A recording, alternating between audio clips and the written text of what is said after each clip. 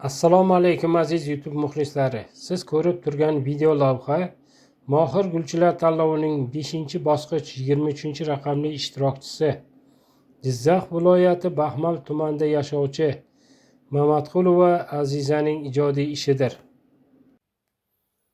Ushbu video lavhada ishtirokchining o'z uyidagi mehnati, parvarishlagan gullari va go'zallikka bo'lgan mehri aks ettirilgan.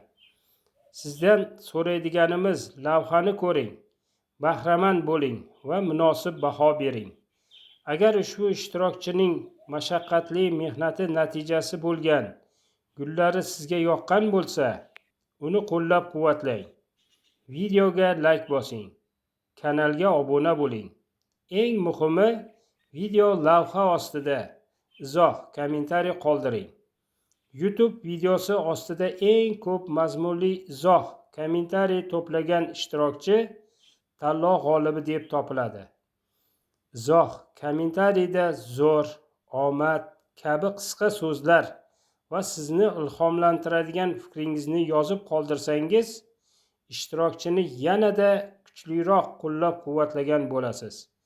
Shuningdek, ushbu ishtirokchimizning qaysi gullari sizga manzur bo'ldi, shu haqida ham fikringizni izoh kommentariyda yozib qo'ying.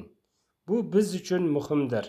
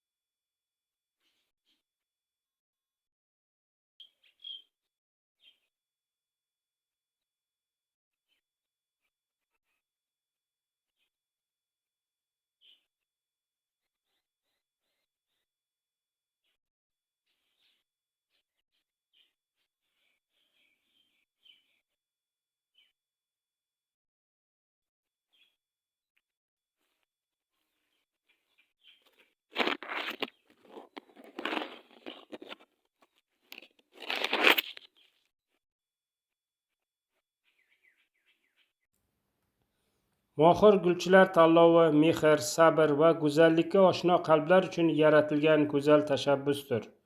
Ushbu tanlov orqali gulsevar insonlarni qo'llab-quvvatlash, tajriba almashish va yurtimizni yanada go'zal, obod va yashil maskanga aylantirishga hissa qo'shishni maqsad qilganmiz. Barchangizning xonadoningizdan gullar ifori, mehr va fayz arimasin. Uyingiz gulzorga, hayotingiz esa quvonch va barakaga to'la go'zal maskanga aylansin. E'tiboringiz uchun tashakkur. Barcha ishtirokchilarga ilhom, omad va guldek chiroyli natijalar tilaymiz.